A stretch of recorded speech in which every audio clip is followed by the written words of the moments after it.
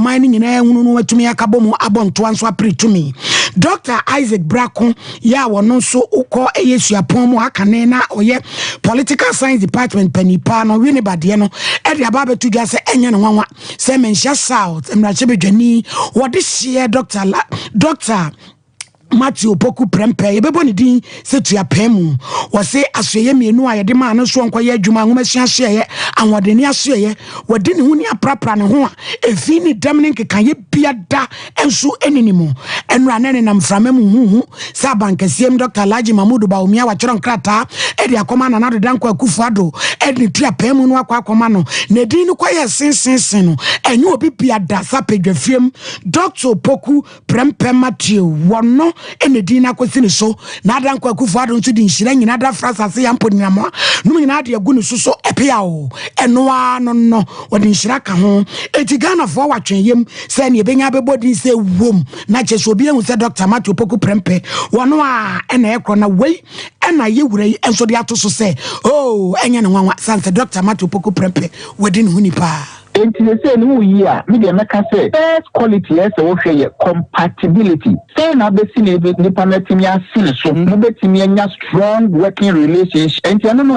say wo nya obi a wo betimi ne na asine so nya sa mo ba kwantete de ye wura ka ene ye wura rollent kon ya enfie nan no eto so mienu obi a obe complement with skills ni expertise awo say the bia ono beto sino we no wura ho enche ho emama no bi obetina balance and aba supplement exercise candidate in the strength and in the weakness na say obi a obetimi agine di loyalty and trustworthiness obi a obetimi agine de say party a modern no obetimi de onwa to no so de adwuma hyenensa o meka eja wa adwodachi and na Christian Muslim dichotomy on the adwuma enti o hwe sa geographical appeal no da bia candidate ni free ba no na kofa obi a so ofia na afo na eba ukosoro oye Kristoni a ukofa kremoni na ofiso na oba se ne yewura ba mi afisoro wo no oba na oye kremoni no oba na afo abefa obi na for bi oye Kristoni enti sa ne na wei aya nyema omota hwe pa na fe nipa no policy expertise ni nemu dia wo public policy amamo nyina ye public policy aba na motu aba nse ya otu na ni nemu dia bo ho ekotisen na fe campaign ability se no adwuma no ayeden na wei ni nyema bi a obetimi ahwe now the man in more thing. And education there, put me survival on my bit survival of ministry there. We a Dr. Isaac Bracon. Jamtani adema yisi adwumakono ma mejin mensa wono na ekasai.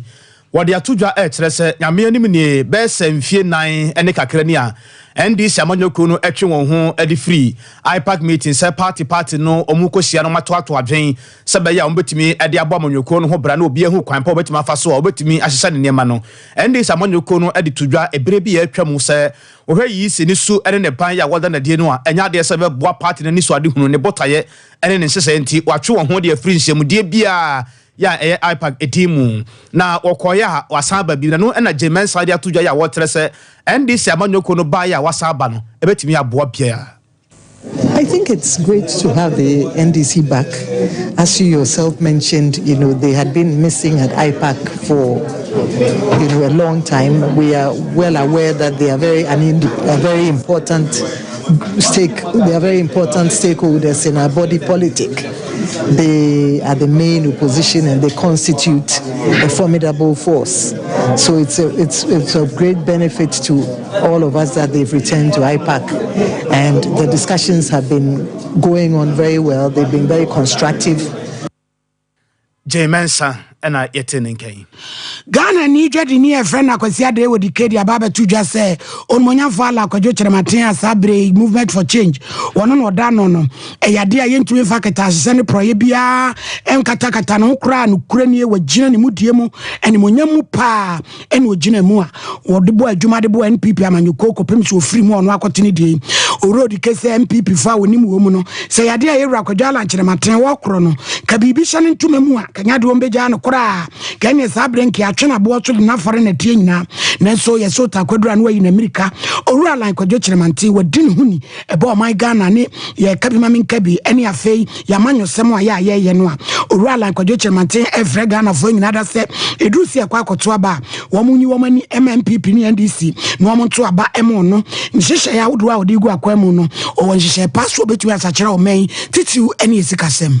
Yes, because Kwadwo Chairman, his life both before in government and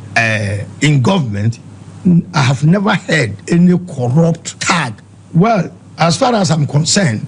I've never had, and I don't think where he is coming from,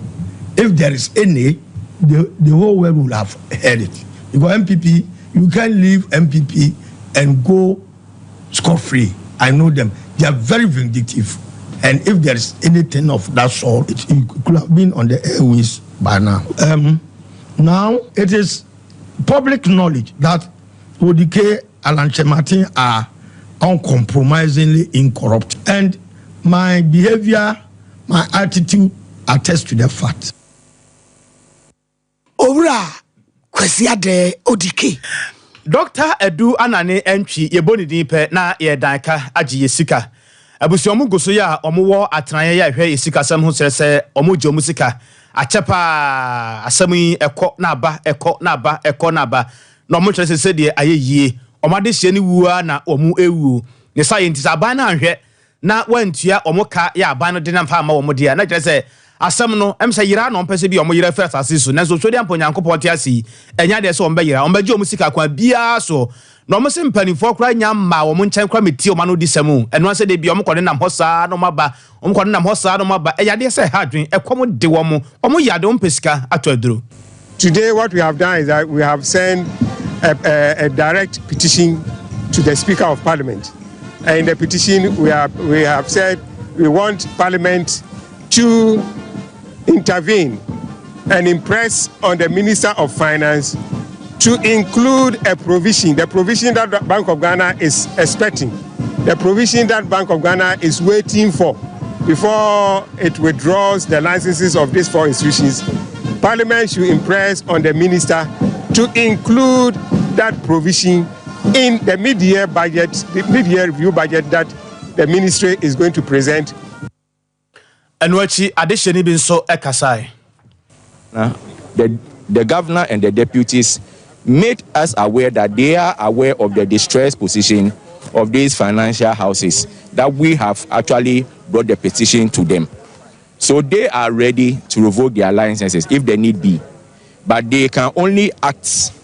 by doing that when they get clearance from the finance ministry. So for some months now, we've been coming to finance ministry to picket here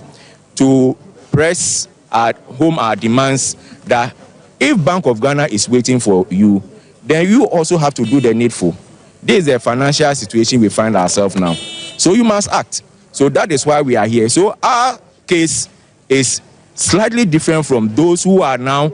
going to enjoy from this particular 1.5. Ours have not been touched at all.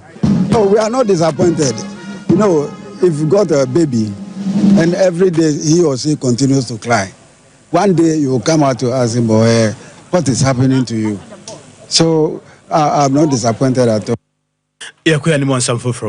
Yakoya nimu wansamfu from Ghana Nurse and Midwife Training Association for and a womoka says there womunya na mo akamuno womo sra banyada onane emfa ema wonum koma se training wa yede ne papa womu chirim sa banhye wonum bo se hwie be me busome de toso aduonu emiensa 2022 batch no and 2023 wo de bema wom nenso nansan ya de wom de baaye no enye saafo no dodo no ansan kan wom de epimua kopim 2017 2018 kura ebinim bi na so wom kiremu asikae no ne boa dodo no ade bi tua wom suko ofisi edidi hu ntia kokohyem kyesa na de ahokere de aba de odi wonum anim ye Shadrack Ejei Adujamfi one so mpansa ntwefo twetwen komo eno checha asemu ede kire Wadi ene die no kwase medos because we breakdown na currently omu 2021 no 3 months eda hwa ontiaye omu 2022 7 months eda hwa ontiaye omu 2023 o starting national services year 15 months ontiaye omu final year we tua 5 months out of the 27 months, into aka 22 months. So maybe no, was senka allowance about 400 Ghana cedis. Say, OTT tax meaning free money dia about 399. I told me be a omobeba bontini say abetum. Omonsa can those people are omono abani do omuka utia bima womo. Wey ma eni enuanom a wonom agent tiese anesefo wom kabom ko na no dani ye ko Pristia Heman ene ne empotamo na dwumade kasie bi ekoso we ne de etoso mienu ne Ghana ye schools ahodo ye wo empotamo no so wadwehwe dwumade ya wo pa hontoma ne etoso amienu na eye Heman Pristia Divisional Council ena afeso Pristia Sankofa Goodman ena okabom o pass dwumade no ho entoma wo hen ya wo Pristia eden sambebere ena ma awofo ne ahwefo obepiemu ewo dwumade no ase na nteboa pra ya wotoso enan ne nsamo a wode man sam trofoni right in the reason access right in the aqua science right technology right engineering right and the math right and you everybody here say yes what you want to get you am young pala right as they encourage you right now this culture that is here it take place in terms of education right more so more science right ama mu wie DHS right mo ko SSR right mo ko ira na mo ifa complete mo na mo schools ene akabia dia akora ubeshia mo school right enwachi nana muti ya wa organizer edema dwumade nso so ono so de nsam kakra eso so sei cancer your mabru and especially your maywane your mrantie no on the basic grounds ne say ya nana no jomani to galapse so your mrantie ne fa your mo se galapse mu apple education adi enya pa ama ene nyuma ho bi ba yentumi mpre ko hwe bi adwuma no ye bepe ewo mu ye liberal way yenko do yenko pra yenko so emra so say ye mofra no enso benya apanya na nyuma na ewo ye potem ha no eye gold anya me dia cheyen ene gas so eba be ka ho yerim se companies ahodo be ba 7 yetumi bobo ye mrante ne baba no anwa eye na Madam Josephine so ene sustainability development manager Edema Sankofa Good Minds one so den sam kakra eto jase work program na campaign so ebeko so year na chese asundwe e work na eno so be eboa campaign no there's instances we who say what is a mining company chaos aba anyway any basa at times a conflict between company no any ngofo mo e krone so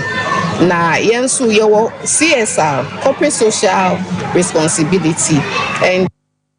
yakuyanim na watchimu a worldwide evangelical seminar wonom ordination toso enan yenuanom ne ye papa no a womaje ntetie se nyame asofo woye amane ne amamre nyina ma Rema Salvation Ministry aso drakese wote ka yeduase new site mu na no ne mpanifo bebre asofo na nanom ma ene enfo womde womani monyam kopie mu rector wode school ya no ene right reverend bishop Dr. Kwasiusu wode afutuo de ama asofo ya fe no mbefri nyame dwuma se ne se womo kro no womo nkobɔ abrabɔ ebe se Kristo na tumi ama nukredie ni wono mankasa ni munyam so adedi o se enei eniema bebre na ma nipa bi anya adwen ewo asofo die ni asofo sem ho eno nti womonko ba brabo a ebema Kristo som etimi aba enyam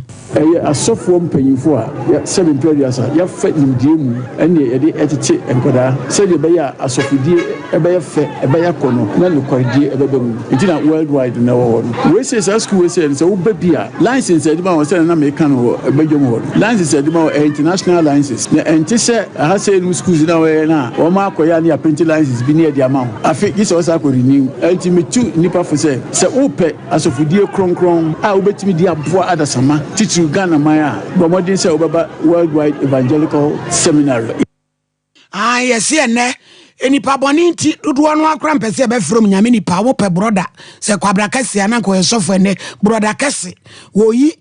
pastor no kra e de afiri ho eno akire apostle Dr. Louis Aboaje you know say director Adima Worldwide Evangelical Seminar Ghana chapter no enso ekasai se bibre mu has peso ye nyame djuma ayeden papa nti wo mo kɔ no wo mo kɔ ba brabo papa betumi de sakraye aba timemufo no so abrabo nti yɛ sɛ deɛ nyame afrɛ sɛ be engasafo yi no wokɔ sɛ wodi nyansa ne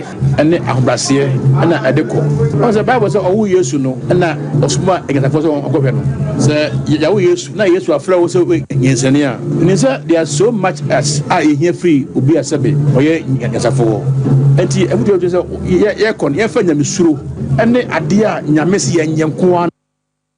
afe one ma yede ngugu wo mo so ebe firi nyame twadwuma mu se somo asofo afe de wo mu begina prim no wo mo so ekasai and before Mudi Bishop Dr. Akwasi Owusubi on the chair of the mind ye ko wiase ama ye say truth na ayira no ye ko father because e hwe sermon na ya apostle Louis Kasachino person kire say asori na ya ayira and according to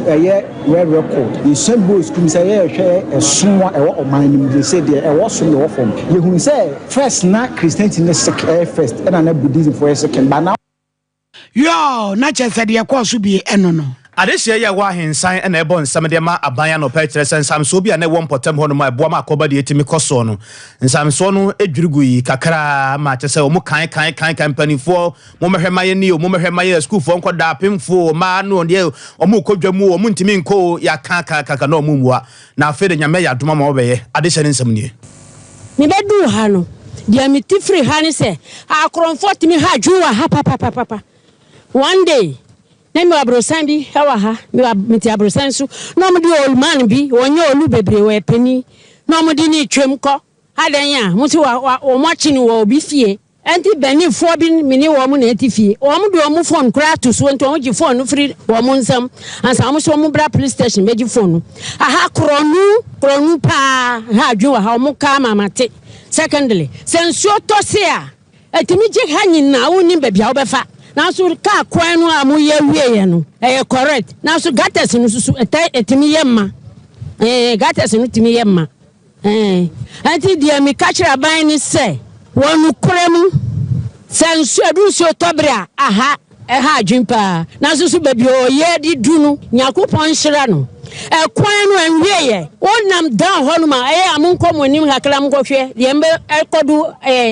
bridge kakra mu ye wo ho ma yesu no ho nyina ya teche enye enti so wo san ba biem a won hwe se wo fa kwan twa estate line ni nyina so ka kwan ye pe kota se ya anopai mesrew na machewade bi de me pesa me de chewo ne se ebia na wo ya garden ketuwa bi ewo won fichire ho anase bia wanya asase bia wo pesa wo yekua adwuma ewo so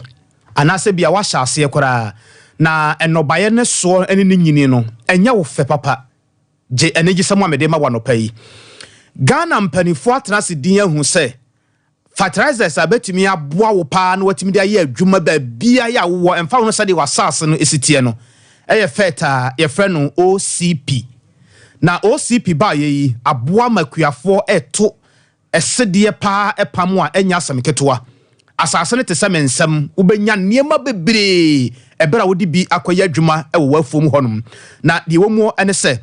OCP eba ye no ena me yehunu se sese no de obi ayi ne sika onya so emfa so nti mo a mo pese bia modua enobaye na motene bebre atosode nom mo a modua enima bi te se emo atoko nom abusuakuo no ene ade nyina no mo se no mo nsabeka OCP 15 anase bia OCP 10 eno ye mo a modua atosode ena afenso atoko ne emo abusuakuo no mo so bia modua adua ene ne nkeka ho no mo nsabeka OCP ena afenso TSP no se wonya bia enoa no ensuo no gugu sei fa bi koya adwuma kakra bia wo nsabeka bia no fa koya wo de garden ne kura wo ye no wo de fa bi wura honom na wankasa bohunu se ampa se OCP fertilizer eba ye no Ghana fo afede obi ahunu se kua adwuma no ayefo na emu ayede ba bia ya wo bia mantam dunsia no nyina ba bia ya wo bia no ba chofre na eye fertilizer papa ya emfuntama asase ne Kenya asase no na yetimi ate na yenye sika no nyina fresesia e wo 0555 909 437 0555 909 437 no pe ya Jimizo 5G de yafra na afenso ni ya yemfra ye Free Herbal Center Efrel say wori koko master no badwa so mama de ma won sanka be 21st clinic Efrel say ya ne sciatica expert yare nka ye bi e ka ho bia no abusua ye hu adwuma wona da roma na no pe ye trase a ye de nsam no ebrel Asante Aboa Benedict na esemu for penny kuku Veronica Jando oba ngo fedua betena fidie na chi nso de mayen MCR adwuma e for safo kantanka zukanom wo muso agyinam abodwuma kama ede amaye ye sorry de yewura amaye ya wadu wa che betra sa me wiase nyina ache ohinini